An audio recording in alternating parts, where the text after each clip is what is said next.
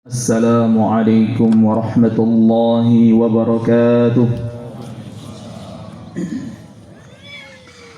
الله أكبر الله أكبر الله أكبر الله أكبر الله أكبر الله أكبر الله أكبر لا إله إلا الله والله أكبر الله أكبر ولله الحمد. إن الحمد لله نحمده ونستعينه ونستغفره ونعوذ بالله من شرور أنفسنا ومن سيئات أعمالنا. من يهده الله فلا مضل له ومن يضلله فلا هادي له. أشهد أن لا إله إلا الله وحده لا شريك له وأشهد أن محمدا عبده ورسوله لا نبي ولا رسول بعده. اللهم انفعنا بما علمتنا وزدنا علما ينفعنا وأرنا الحق حقا وارزقنا اتباعه وأرنا الباطل باطلا وارزقنا اجتنابه. أما بعد، معاشر المسlimin, sidang jamaah salat Idul Adha yang dimuliakan Allah Subhanahu wa taala. Usikum wa iyaya nafsi bitaqwallah. Kami wasiatkan kepada diri kami dan kepada jamaah sekalian, marilah kita tingkatkan ketakwaan kita kepada Allah Subhanahu wa taala. Fa inna khairaz zadit taqwa. Sebaik-baik bekal menghadap Allah Subhanahu wa taala adalah bekal takwa. Takwa itu kita menjaga diri kita dari hal-hal yang dilarang oleh Allah Subhanahu wa taala dan kita melaksanakan segala perintah-perintahnya. Tidak cukup kemudian seseorang itu menjalankan perintah Allah saja tanpa meninggalkan maksiat, tidak cukup. Atau meninggalkan maksiat saja tanpa melakukan ketaatan, tidak cukup. Keduanya harus bisa berjalan bebarengan. Bagaimana kemudian kita bisa memaksimalkan diri untuk senantiasa melaksanakan ketaatan-ketaatan kepada Allah Subhanahu wa taala, dan juga kita benar-benar menjaga diri agar supaya kemudian kita tidak melakukan segala bentuk kemaksiatan sekecil apapun. Maka salah satu fungsi dari wasiat takwa di dalam khutbah ini adalah agar kita semuanya bisa lebih sensitif lagi. Sensitif terhadap apa? Terhadap perkara-perkara yang mungkin sering kita remehkan. Dosa-dosa kecil yang sering kita remehkan, kita anggap alah mik dosa cilik. Padahal jamaah yang dimuliakan Allah Subhanahu wa taala, dosa kecil yang terus menumpuk, terus bertambah, kemudian tidak kita sesali, kemudian kita anggap biasa-biasa saja, dia itu seperti noda hitam di baju putih kita. Ketika kemudian noda hitam itu nempel, kemudian nempel lagi, akhirnya baju yang putih akan menjadi buluk, akan menjadi kotor, akan menjadi tidak indah lagi. Tetapi kemudian ketika kita sensitif, baju kita kena kotoran sedikit, lalu kemudian kita cuci, maka insya Allah baju kita akan bersih kembali. Jangan sampai kemudian kita melakukan dosa sedikit, sampai kemudian dosa itu menjamur di dalam diri kita, sampai kemudian akhirnya Allah Subhanahu wa ta'ala menutup pintu hidayah yang ada pada diri kita semuanya. Sehingga apa? Ketika datang nasihat, la asma, la ato, saya nggak dengar dan saya nggak taat. Ketika Allah perintahkan, kita untuk kemudian mendirikan salat, hayya 'alas shalah, la asma, saya enggak mendengar dan saya tidak akan melaksanakan. Karena apa? Karena diri yang kemudian seharusnya jiwa kita ini senantiasa kita bersihkan, tapi kemudian noda atau dosa-dosa yang kemudian menempel tidak segera kita bersihkan. Maka jamaah yang dimuliakan Allah Subhanahu wa taala, usikum wa iyaya nafsi ittaqullah. Ittaqullah, bertakwalah kepada Allah Subhanahu wa taala. Mari kita tumbuhkan sensitivitas yang ada di dalam diri kita semuanya terhadap perkara-perkara yang remeh. Dosa-dosa kecil jangan kita anggap remeh. Amalan-amalan yang kecil jangan kita anggap remeh. Berapa banyak amalan-amalan kecil tetapi kemudian itu berbuah besar di sisi Allah Subhanahu wa taala. Kita mendengar kisahnya Bilal bin Rabah. Bapak Ibu mungkin sudah pernah mendengar kisah ini. Bilal bin Rabah itu sendalnya sudah sampai surga padahal beliaunya masih di dunia. Rasulullah SAW menyampaikan, ini saya mendengar terompah sendalmu itu sudah sampai surga. Dikabarkan kepada para sahabat. Kemudian para sahabat takjub, loh kok iso? Wongi jeneng donya kok sendalnya tekan surga. Akhirnya kemudian ditanya, apa sih amalan yang kemudian dia lakukan? Ternyata apa Bapak Ibu rahmat Allah Subhanahu wa taala? Ternyata dia menjaga wudu dan sholat sunnah setelah wudu. Ada lagi orang yang kemudian pagi, siang, sore, malam baca Al-Ikhlas, Qul huwallahu ahad. Kita semuanya hafal.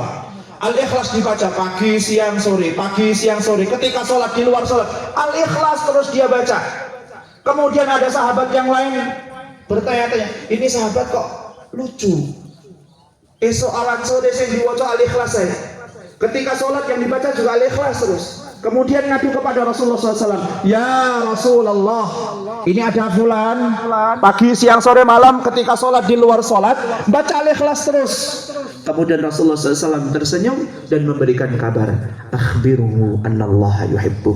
Kabarkan kepada dia bahwasanya Allah Subhanahu wa taala mencintai dia. Masya Allah. Surah Al-Ikhlas, surah yang pendek, kita semuanya sudah hafal, tetapi kemudian ketika kita dawamkan, kita jadikan wiridan, kita jadikan bacaan yang senantiasa membasahi lisan kita semuanya, luar biasa Allah datangkan cintanya kepada kita semuanya.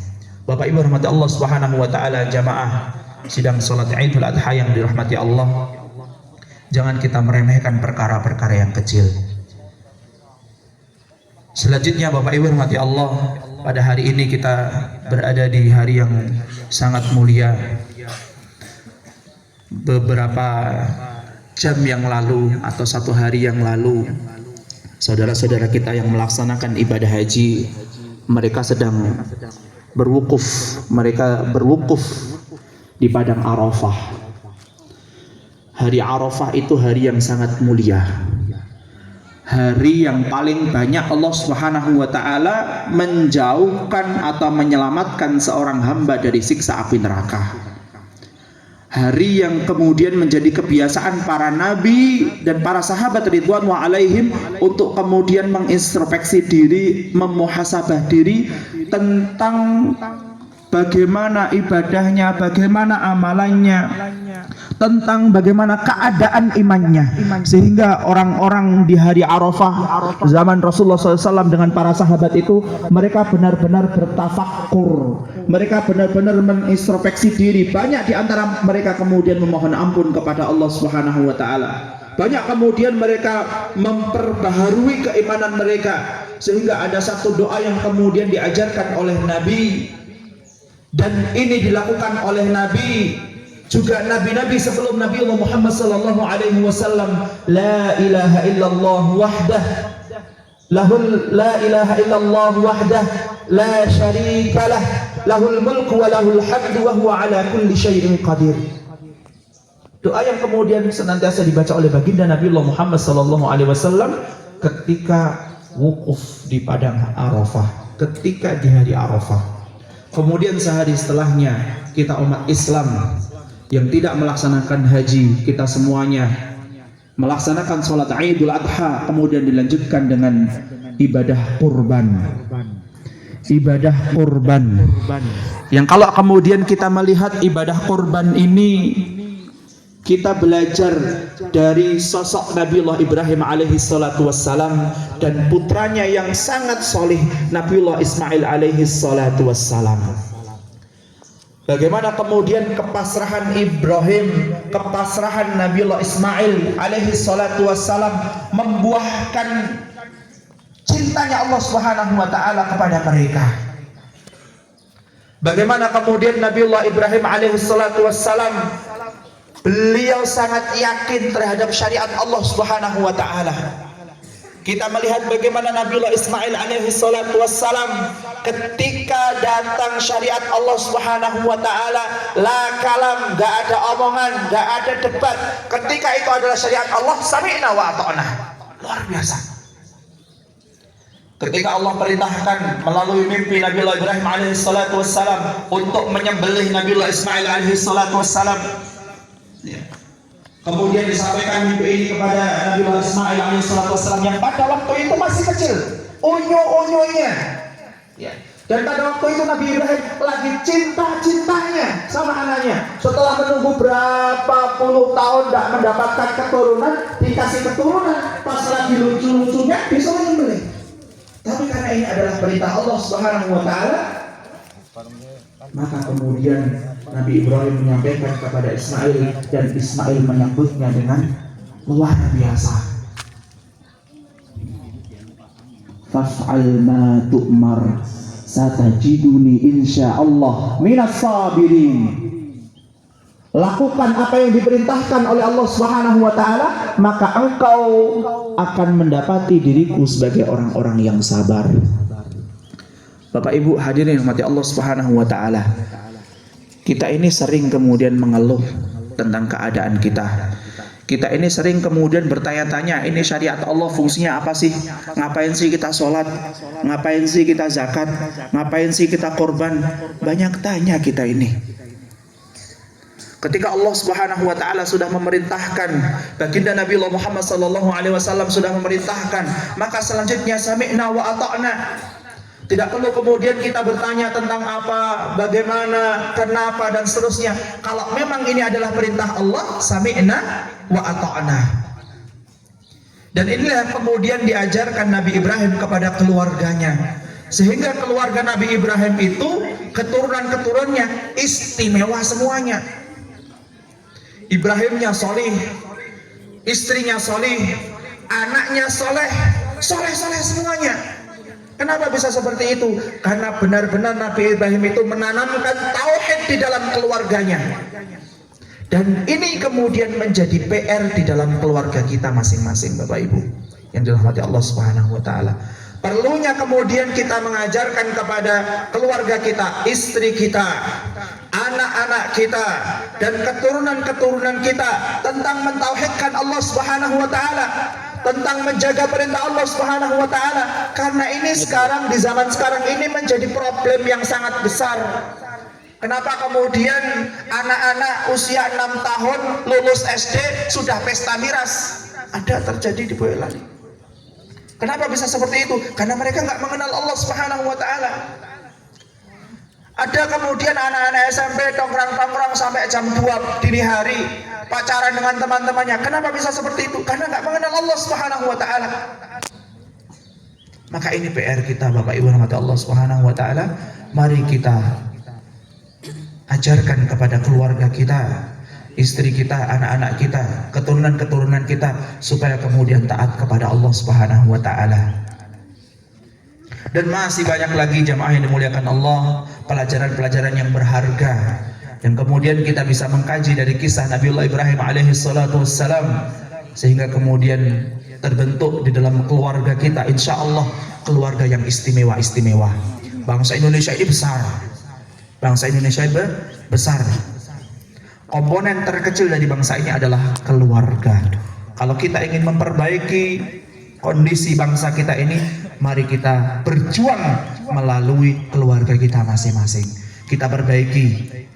Kalau kita sebagai suami, kita bagaimana menjadi suami yang baik.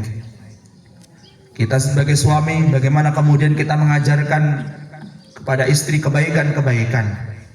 Panjenengan sebagai seorang istri, bagaimana panjenengan menjadi seorang istri yang baik untuk mendidik putra dan putrinya sehingga menjadi putra putri yang baik, anak-anak keturunan yang saleh. Insya Allah kalau kemudian keluarga muslim di Indonesia ini sadar tentang kemudian pendidikan tauhid, pendidikan iman di lingkungan keluarga itu, maka insya Allah akan lahir 10-20 tahun lagi generasi-generasi yang luar biasa, tokoh-tokoh masyarakat yang luar biasa, seorang calon-calon presiden, calon-calon menteri dari anak-anak keturunan kita yang solih dan solihah luar biasa. Tapi kalau kita sekarang tidak gagas, tidak memperhatikan, ya sudah, keadaan bangsa kita bisa dilihat dari sekarang keadaan anak-anak kita. Anak-anak kita sibuk dengan gadgetnya, dengan gamenya, maka ya bisa dilihat nanti 20 tahun lagi dia jadi apa. Maka Bapak Ibu rahmati Allah Subhanahu wa taala, di momentum Idul Adha pada pagi hari ini kami nasihatkan kepada diri kami dan Bapak Ibu semuanya, mari kita jaga keluarga kita semuanya. Anfusakum wa ahlikum narah. Jaga keluarga kita dari siksa api neraka, dan ini visi terbesar dari keluarga. Aku qouli hadza astaghfirullah li wa lakum wa lisa'il muslimin wal muslimat fastaghfiruhu innahu huwal ghafurur rahim. Alhamdulillah rabbil alamin, wassalatu wassalamu ala asyrafil anbiya wal mursalin nabiyyina wa maulana Muhammadin wa ala alihi wa ashabihi ومن تبعهم بإحسان إلى يوم الدين. قال الله تعالى يا أيها الذين آمنوا اتقوا الله حق تقاته ولا تموتن إلا وأنتم مسلمون. أما بعد, mari jamaah di khutbah yang singkat ini kita tutup dengan berdoa kepada Allah Subhanahu wa taala. Semoga Allah mengampuni dosa-dosa kita semuanya. Semoga Allah memperbaiki keluarga kita, keturunan-keturunan kita, dan kita benar-benar ikut andil dalam perjuangan izzatul Islam wal muslimin. Kita ikut andil dalam menyongsong Indonesia emas tahun 2045. Bismillah, kita cetak generasi-generasi yang luar biasa dari keluarga kita masing-masing. A'udzubillahi minasyaitonirrajim. Bismillahirrahmanirrahim. Innallaha wa malaikatahu yusholluna 'alan nabi. يا أيها الذين آمنوا صلوا عليه وسلموا تسليما. اللهم صل على سيدنا محمد وعلى آله وأصحابه والتابعين ورضي الله تعالى عن كل الصحابة أجمعين وارحمنا معهم برحمتك يا أرحم الراحمين. اللهم اغفر للمسلمين والمسلمات والمؤمنين والمؤمنات الأحياء منهم والأموات إنك سميع قريب مجيب الدعوات ويا قاضي الحاجات. اللهم إنا نسألك رضاك والجنة ونعوذ بك من سخطك والنار وما قرب عليه من قول وعمل. اللهم أصلح لنا، اللهم أصلح شبابنا، اللهم أصلح أحوال بلادنا بلاد إندونيسيا يا الله. اجعل بلادنا بلدة طيبة وربنا غفور يا أرحم الراحمين. ربنا اغفر لنا ولإخواننا الذين سبقونا بالإيمان ولا تجعل في قلوبنا غلا للذين آمنوا ربنا إنك رؤوف رحيم. ربي هب لي من الصالحين، ربنا هب لنا من الصالحين، رب اجعلني مقيم الصلاة ومن ذريتي ربنا وتقبل دعاء.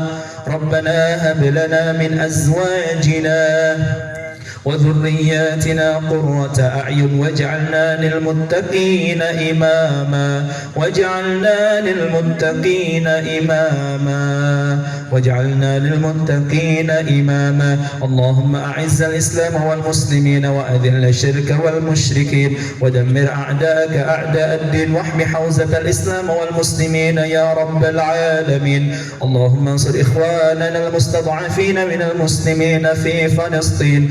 ربنا أفرغ عليهم صبرا وثبت أقدامهم وانصرهم على القوم الكافرين يا قوي يا عزيز يا ذا الجلال والإكرام.